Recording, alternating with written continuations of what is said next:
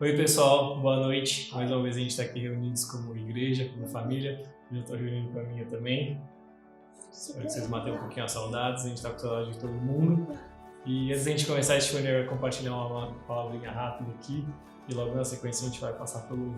Oi pessoal! Oi, Daqui.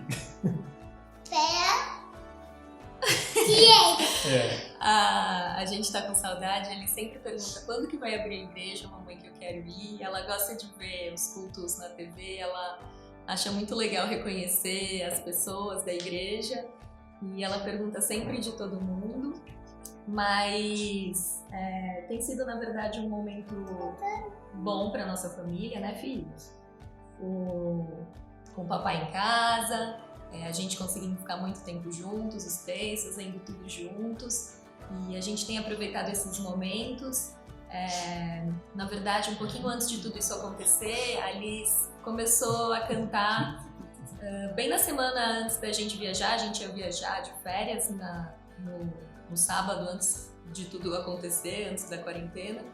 E a Liz começou a cantar muito uma música que fala: "Tu fazes que tudo coopere para o meu bem".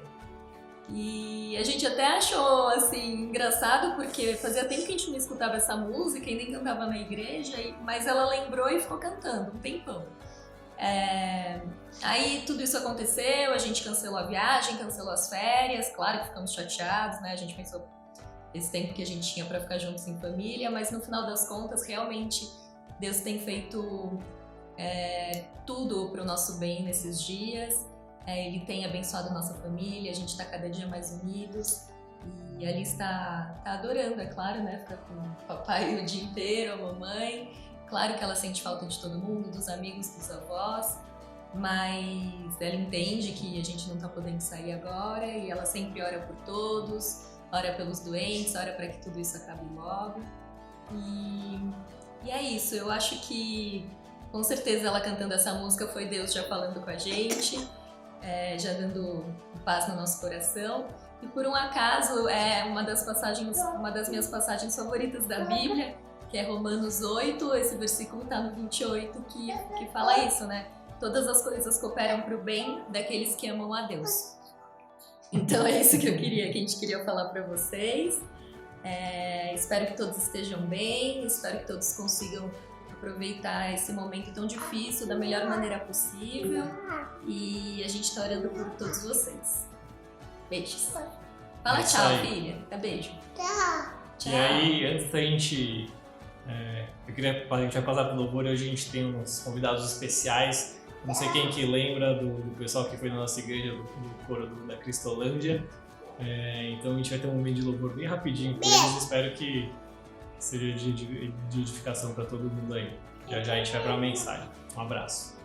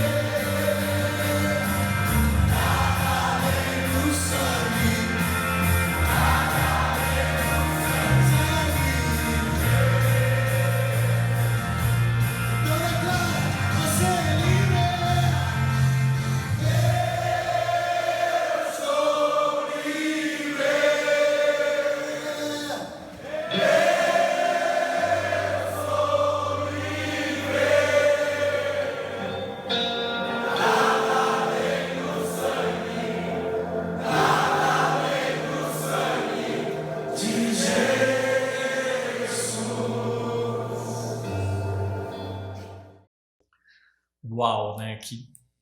Que dia foi esse? Não sei se você estava lá, ou se você está vendo pela primeira vez, mas esse foi um dia assim impressionante para mim, foi bem marcante, na verdade.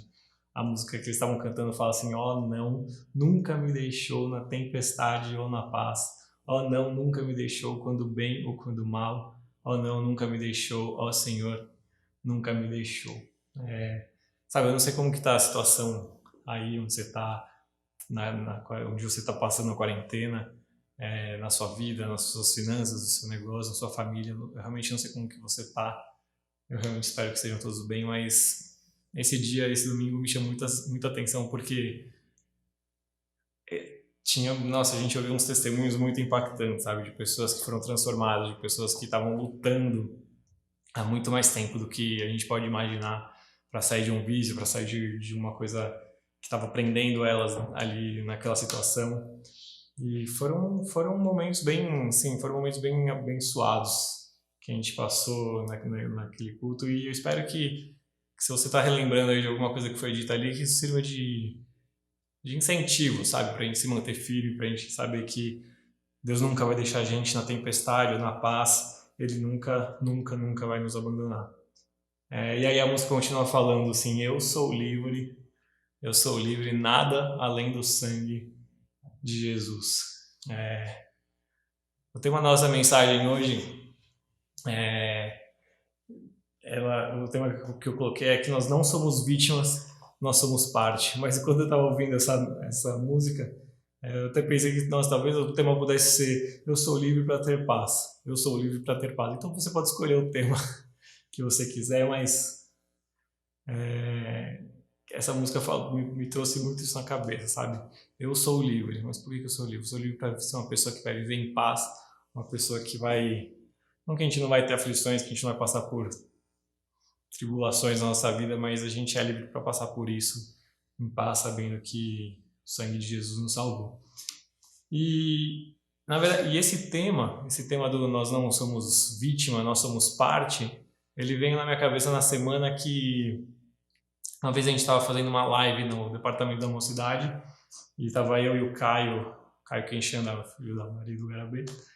A gente estava fazendo uma live e a gente estava conversando, né, que ele ia voltar para o hospital, começar a atender as pessoas, e tipo, poxa vida, né, como que faz pra gente ter paz no meio desse caos, sabe? Como que faz pra gente, pra ele, por exemplo, que vai estar ali numa linha de frente, fala assim, poxa, a gente ouve falar, né, mas quando alguém muito próximo da gente, a gente fica, caramba, que complicado, né? Tipo, realmente, tem uma pessoa que tá lá, que a gente conhece, que vai sair da casa dele e vai se expor de uma forma que eu tô tomando o máximo de cuidado para não se expor. E aí a gente ficou pensando, tipo, poxa, como que faz pra gente ter paz no meio desse caos todo? E aí a conclusão que a gente chegou no dia foi que a gente só consegue isso sabendo que nós não somos vítimas disso tudo, que nós somos parte disso tudo, nós somos parte do plano de Deus. E aí, pensando nesse tema e tudo, dessa questão de, tipo, sabe, de ser parte de planos de Deus que às vezes são meio complicados, que às vezes a gente não consegue entender, eu pensei, veio na minha cabeça duas histórias, dois relatos da Bíblia, né? Não duas histórias, dois relatos da Bíblia. E um desses veio, tipo, um espontâneo, assim, durante o café da manhã aqui em casa, que foi assim: eu tava sentado, né, e a gente... o Stephen sabe como que eu sou, às vezes eu meio desligo, e estava lá comendo um ovo mexido, tomando meu café, e eu virei pra ele e falei assim: meu, imagina o caos que devia estar na Arca de Noé. Aí ela virou pra mim e falou assim, tipo, que? Como assim? Eu fiquei pensando assim, imagina o caos que estava na Arca de Noé, porque a gente está aqui confinado em casa e tal, mas imagina o que não estava rolando na Arca de Noé, tipo, tanto tempo que o pessoal ficou lá dentro confinado, imagina como que não estava a situação. E pra gente... E aí eu falei assim, vou dar uma relembrada, assim, lógico que a gente conhece a história, mas eu vou dar uma relembrada porque eu fiquei curioso, tipo, sabe, não lembro se tem algum relato, alguma coisa assim, da situação que estava lá dentro. Aí a gente foi ler a história, e eu queria convidar vocês aí para a gente entender um pouquinho do que estava rolando no mundo naquele momento, né? Quando Deus falou para Noé construir a arca. E aí fala assim, em Gênesis 6, capítulo 6, versículo 5, para quem quiser abrir.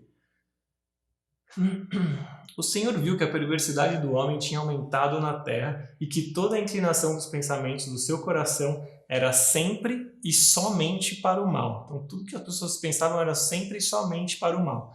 Então, o Senhor arrependeu-se de ter feito o homem sobre a terra e isso cortou-lhe o coração. O pessoal estava vivendo num momento que Deus tinha se arrependido de ter criado o homem e ele estava com o coração cortado, partido do que estava acontecendo.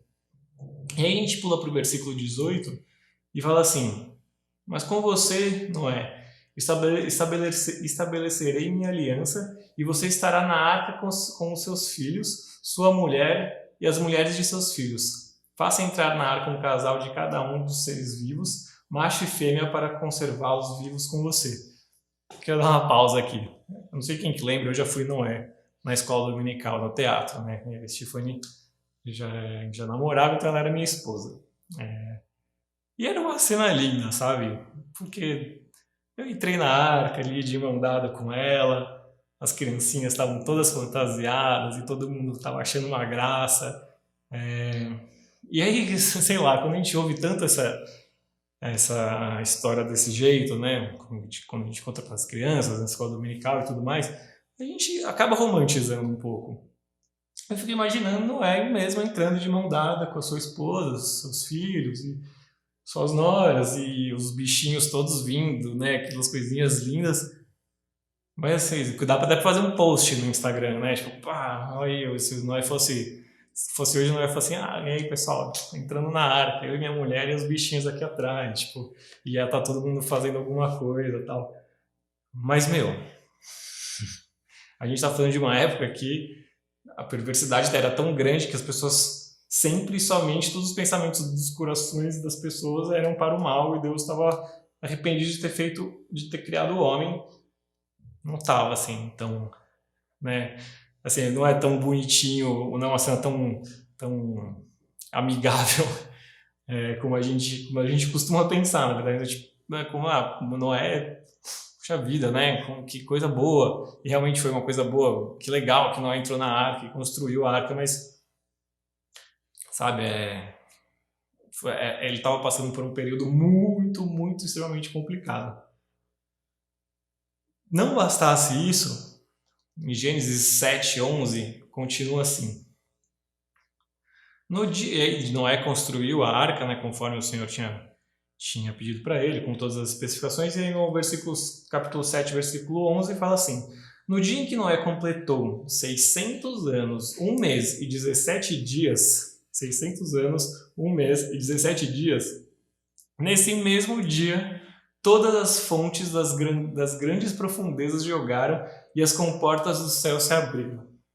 Alguém já parou para imaginar como que foi essa cena? Sabe, não é que nem você abrir ali e ver a sua banheira encher e ficar lá, sei lá, ou ver uma cachoeira passar, um rio passando e enchendo um lago. Assim, vem água de tudo quanto é lugar, todas as fontes de todas as fontes das grandes profundezas jogaram e caiu chuva para burro. Foi tipo, imagina o caos, a arca saindo e tal. Era um momento complicado. Já começou complicado para eles. E aí no versículo 17 continua: 40 dias durou o dilúvio e as águas aumentaram e elevaram a arca acima da terra.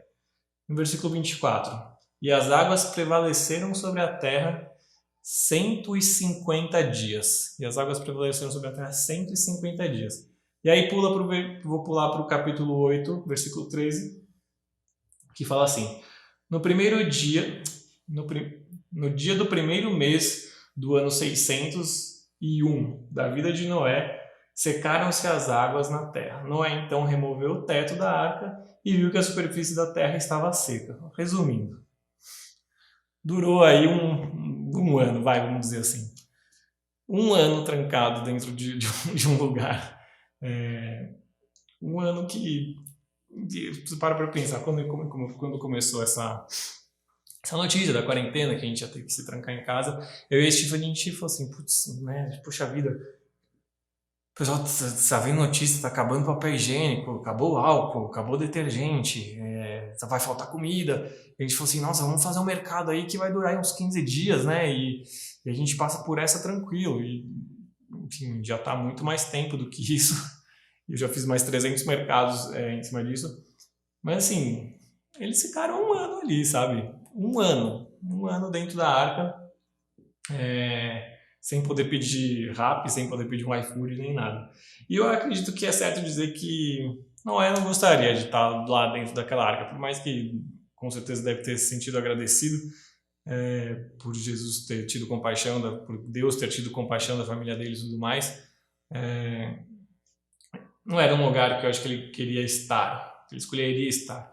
Mas assim, olhando pela perspectiva, assim, voltando, né, pela perspectiva que levou Noé a fazer isso, ele era uma pessoa que tinha intimidade com Deus, ele era uma pessoa que andava com Deus. Se a gente for olhar pelo lado de pai, pode ser que isso tenha dado muita força para ele, porque, poxa vida, eu vou salvar minha família, então eu tenho que permanecer firme e responsável pela vida, por causa da vida deles.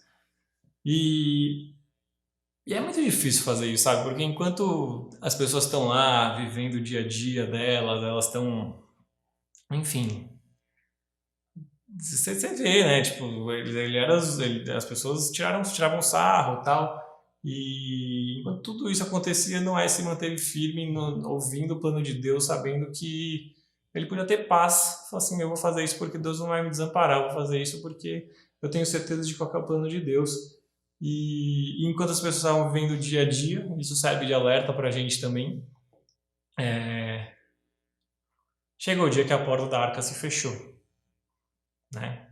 Um dia a porta fechou e realmente caiu a chuva e as pessoas perderam a oportunidade, a chance de ser salvos. Então, assim, esse primeiro relato que eu queria deixar para a gente aqui hoje é que assim, a gente não perca a oportunidade, não perca a chance que a gente tem de ter intimidade com Deus e de conhecer os planos dele, de fazer parte dos planos dele, porque assim, a gente sabe que como pegando a história de Noé como exemplo, um dia a porta fechou e as pessoas perderam a chance de estar com Deus. Então esse foi o primeiro ponto aí que eu queria deixar pra gente, essa primeira história. E a segunda história que me veio na cabeça também nesses dias, mas porque pensando bastante em gente que ficou enclausurada em algum lugar, foi Jonas. Jonas, assim como Noé, ele era um cara que fazia parte do plano de Deus naquele momento, né? Só que ele optou em não querer fazer parte. Fazer, eu sei qual é o plano, tal, eu não quero fazer parte disso. E eu queria que a gente lesse um pouquinho da história dele.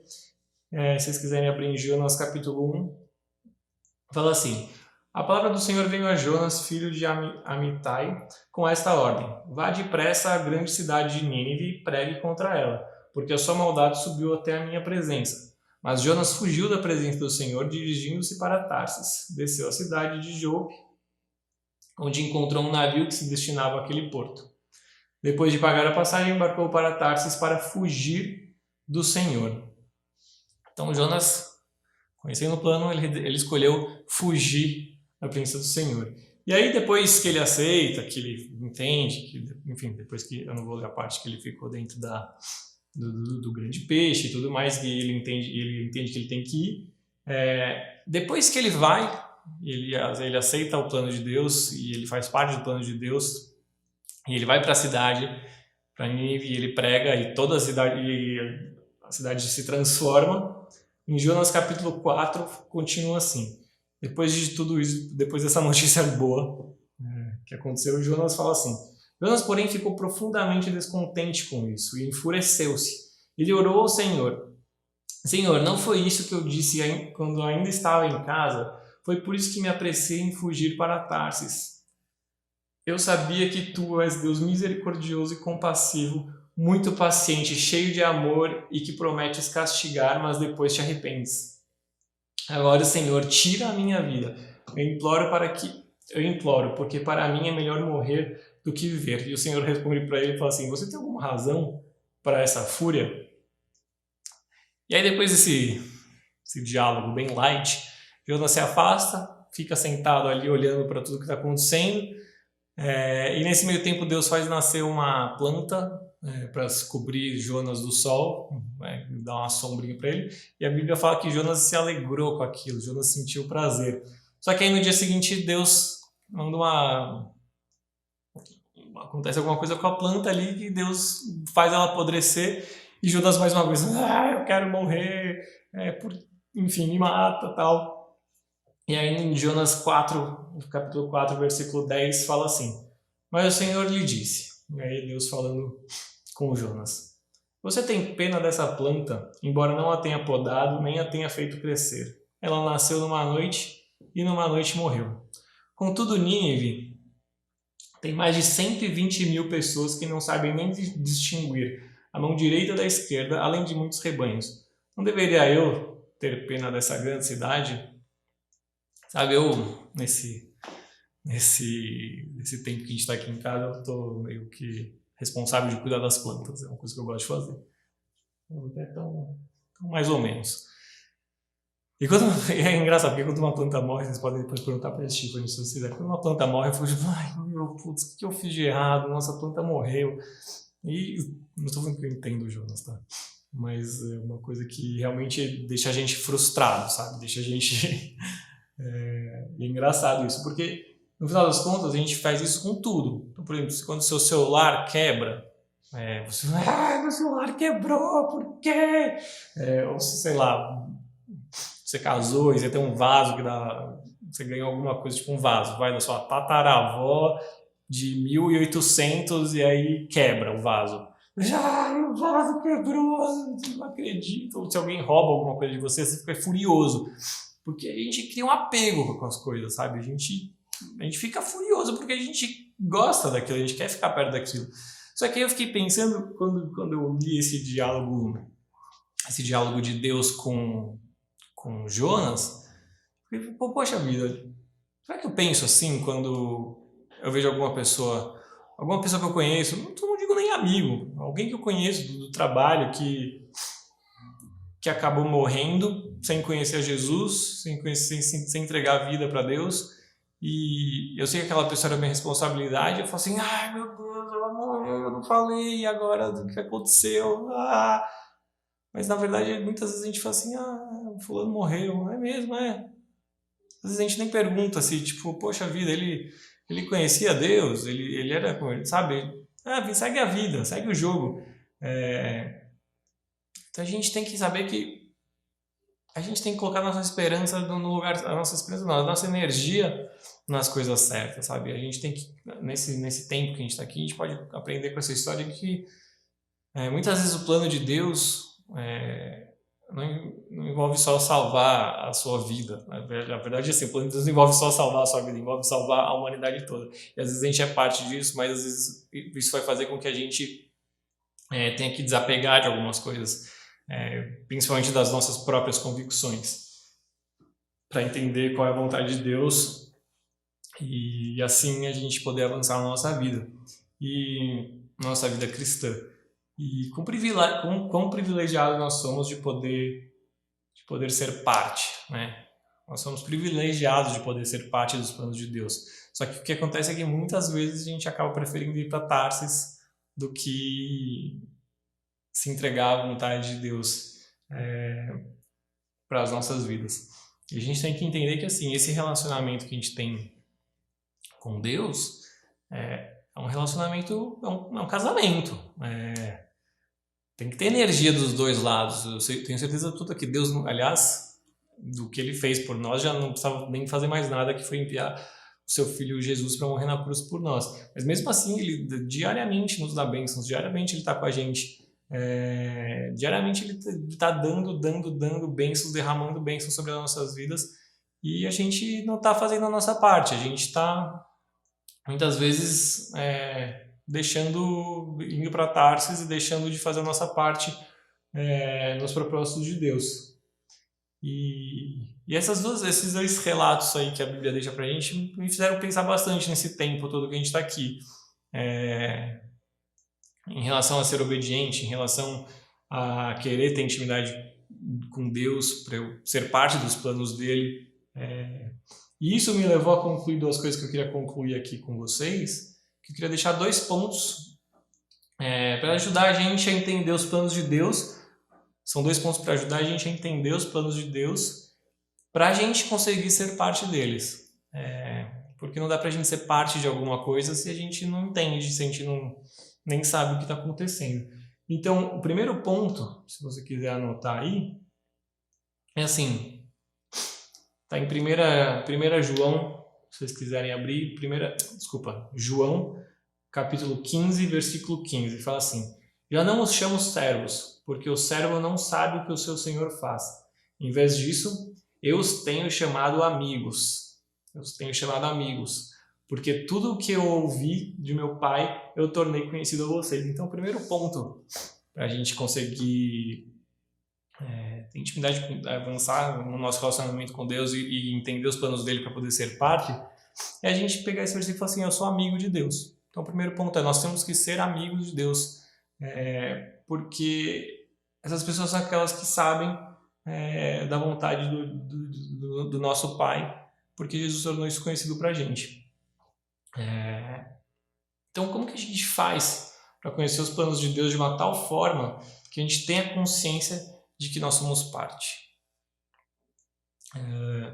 E aí eu fiquei pensando nesse tema de amizade, amigo com Deus, e como que isso pode ser um conceito que está deturpado hoje, sabe? Às vezes, muitas vezes o problema é que o nosso conceito de amizade ele pode estar errado, porque a gente pode ter se tornado aquelas pessoas que pensam que ninguém presta. Ninguém presta. Fulano, legal, mas não presta. Aí isso aqui, mais ou menos. E aí todas as pessoas acabam que ninguém presta na nossa vida. A gente pode parar para pensar que as pessoas são assim mesmo, paciência. E aí a palavra amigo deixa de ser tão impactante para a gente. Então, se a palavra amigo deixa de ser impactante para a gente, às vezes a gente, na nossa inocência, a gente pode parar para pensar assim: não, mas a Bíblia está falando que eu sou amigo, mas de Deus eu sou amigo, eu só não sou amigo do fulano, mas de Deus eu sou amigo. O que eu estou querendo chamar a nossa atenção aqui, a minha principalmente? Se o nosso conceito de amizade está errado e a gente no nosso dia a dia pensa assim: as pessoas não prestam, não tem ninguém que é bom o suficiente para ser meu amigo, ou sei lá, qualquer coisa do tipo. Quando a gente lê na palavra de Deus que a gente já não é mais servos, mas sim amigos, amigo pode ser uma palavra que cai no nosso cotidiano de uma forma ruim. Beleza, nós somos amigos, e passa reto nesse versículo, a gente nem entende o quão profundo é isso. Porque o nosso conceito de amizade com as pessoas que estão ao nosso redor pode ter se perdido no meio do caminho, no meio da nossa vida, por vários motivos. Então a gente tem esse primeiro ponto. Eu queria que a gente tomasse cuidado para a gente não esquecer da importância da palavra amizade, da importância de ser amigo de alguém. Se a gente olhar pela palavra de Deus, nós somos os amigos, são aqueles que sabem de tudo, porque eles andaram com alguém que contou tudo para eles, que confiou neles, que entregou os segredos para eles. E eu entendo que até por alguns motivos, por uma decepção ou outra, a gente acaba se decepcionando, mas que a gente possa sempre entender que esse relacionamento com Deus, essa amizade com Deus que Ele quer com a gente não pode deixar isso se perder por causa de algumas outras coisas na nossa vida. E o segundo item é intimidade. Por que intimidade? Para a gente conseguir entender o que é intimidade, o que é intimidade que Deus está falando aqui, que eu estou querendo trazer aqui para vocês, a gente precisa entender qual que é a intimidade que Deus quer que a gente tenha com Ele. E aí na Bíblia a gente encontra que nós, igreja, nós somos chamados a noiva de Cristo. A noiva de Cristo. Quando coloca desse jeito, e a gente, pra quem é casado, acho que vai entender, é um relacionamento sabe, de um casamento mesmo, que a gente falou no começo. Não é tipo, lá, se der eu vou, se der. Não, assim, nós somos a noiva de Cristo, né? A gente tem que estar lá junto com Ele, sendo fiel a Ele. Então, quando a gente fala que a gente tem que ter intimidade com Deus para conhecer os planos dele, a gente tem que entender a profundeza dessa intimidade que a gente tem que ter com ele. Não dá para ser uma intimidade rasinha, tipo, dia a dia, cotidiana. Deus quer uma intimidade que é para valer, que é tipo quando você se casa com alguém, você entra de cabeça e você vira um só com aquela pessoa. Mas igual, também, mas o que acontece é que, assim, muitas vezes a nossa intimidade também, assim como o nosso conceito de amizade, nossa intimidade também está um pouco deturpada. E eu volto a dizer, às vezes por uma decepção que a gente teve na nossa vida, uma coisa que fugiu do nosso controle, que não tem nada a ver com você, mas às vezes você teve uma decepção nesse sentido, ou no seu casamento, ou na sua família, ou com seus pais, ou enfim, com qualquer coisa. Eu volto a dizer, uma coisa que fugiu do seu controle, que por você não aconteceria, mas aconteceu,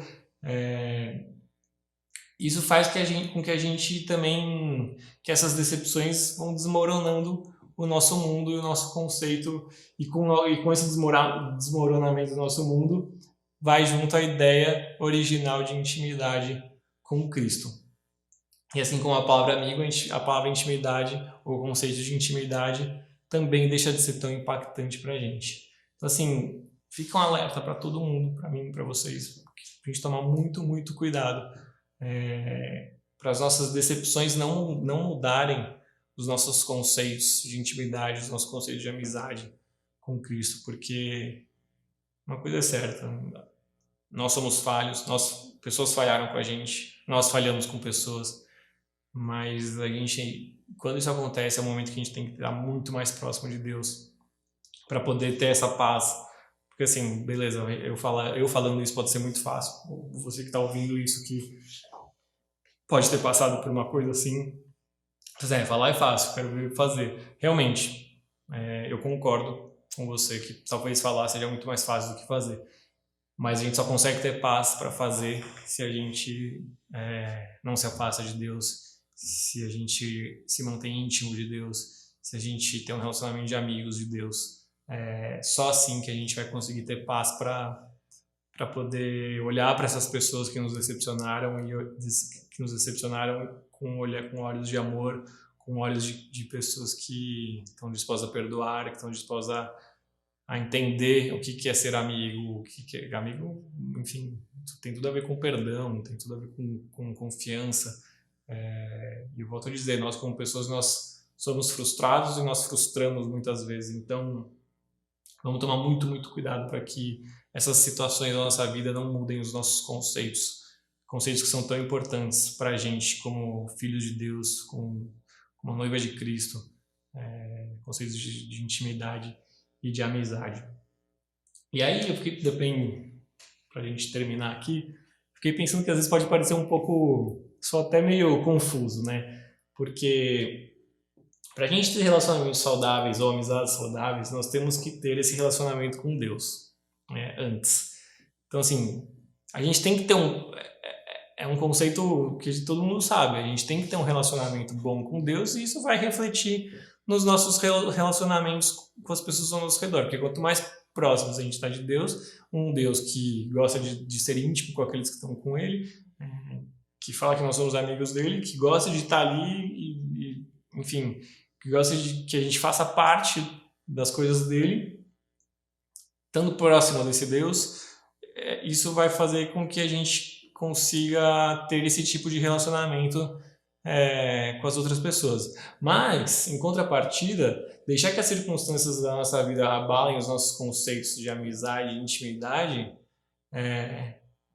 faz com que a nossa visão da intimidade com Deus, foi o que a gente falou agora, também se abale. Então, é uma coisa que, sabe, tem que trabalhar sempre em conjunto, porque a gente não pode relaxar. Acho que o ponto é esse. A gente tem que estar muito próximo de Deus, para que a gente consiga ter esse olhar de amor, intimidade e de relacionamento saudável com as pessoas. Só que, por outro lado, coisas fogem do nosso controle e muitas vezes a gente se frustra e, como seres humanos, a gente acaba abafando e fechando esses sentimentos em algum lugar. O que pode fazer a gente fazer isso com Deus também, porque esses conceitos vão se tornando rasos na nossa vida, eles vão se tornando insignificantes, eles vão se tornando só mais uma coisa na nossa vida, e isso acaba afetando, sim, nosso relacionamento com Deus. E a gente tem que tomar muito cuidado para que isso não aconteça. E aí, porque acontecendo isso, a gente pode olhar para Jesus como um noivo que não ama a noiva, que é a igreja. Ou a gente pode olhar para Deus e falar assim, Deus é um amigo ok, mas às vezes acho que eu estou precisando de um espaço para fazer a minha vida, para tocar a minha vida. Ou até às vezes pensar que tipo achei que você era mais amigo, hein? Nem é tanto. Pode parecer até meio forçado, mas para pensar se a gente na nossa vida, no nosso dia a dia, para todas as pessoas que estão ao nosso redor, a gente pensa isso, achei que você fosse mais brother, achei que você fosse mais amigo, achei que a gente estava junto, achei que não sei o que lá. E aí vem alguém aqui falando na palavra de Deus que nós somos amigos, que nós somos íntimos, que nós somos a noiva, e fala assim, passa reto. A gente pode até acreditar, mas às vezes isso passa reto. E a gente tem que tomar muito cuidado não sei, essas pessoas que vivem tipo, eu sou amigo, mas não sou, eu sou a noiva, mas não sou, enfim, que a gente acaba vivendo uma vida rasa. Porque no final das contas, Deus quer ter intimidade com a gente para que a gente possa conhecer os planos dele na nossa vida, para a gente poder ser parte de tudo o que acontece ao nosso redor e não ser vítima, ser parte de tudo isso e não apenas ser vítimas.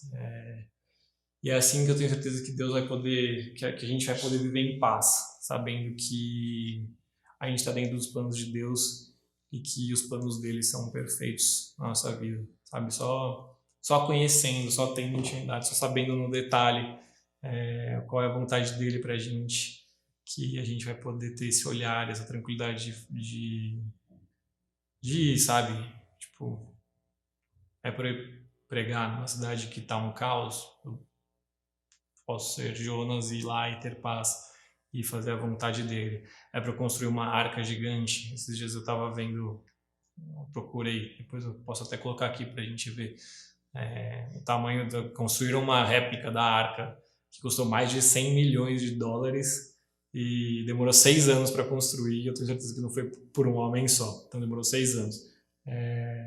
Então, olhando para isso tudo, para esses detalhes, que a gente possa ter essa paz de Noé no coração e falar assim, não tem água aqui perto, nunca vi chover, mas se Deus está mandando eu fazer um negócio absurdo, eu vou fazer porque eu não vou ser vítima disso que está acontecendo, eu vou ser parte. Ou até mesmo pegando o exemplo que a gente falou do começo, do pessoal que está indo no hospital, do Caio, tenho certeza que se eu fosse escolher, eu preferia não ir, mas se é para ir, que eu possa ir em paz, sabendo que Deus está no controle da situação, e se esse é o meu chamado, se eu entendo que Deus me deu esse dom de estar lá, de ajudar as pessoas, literalmente ajudar na saúde das pessoas, que eu possa fazer isso e que eu possa fazer isso em paz, tendo paz no coração, sabendo que se esse é o meu chamado, esse é o meu propósito, se esse é o propósito de Deus na minha vida, então é Ele que vai cuidar de mim, sabe? Ele que tem que cuidar de mim porque Ele plantou isso no meu coração e Ele vai fazer tudo acontecer da melhor forma possível, porque, como a gente falou umas semanas atrás, todas as coisas cooperam para o bem daqueles que amam a Deus. Então, que nós possamos ser pessoas que amam de verdade, que têm intimidade com Ele e que querem estar junto com Ele, não importa quão complexa e caótica a situação pareça. Amém? Que Deus abençoe a todos. Queria terminar com uma oração. Senhor Deus, obrigado, Pai, porque o Senhor está aqui com a gente mesmo a gente estando isolados. Obrigado porque a sua paz excede todo o nosso entendimento e a gente sabe que se entregando a Ti, Pai, tendo intimidade com o Senhor, tendo um relacionamento de amigos com o Senhor, a gente pode viver em paz, Deus.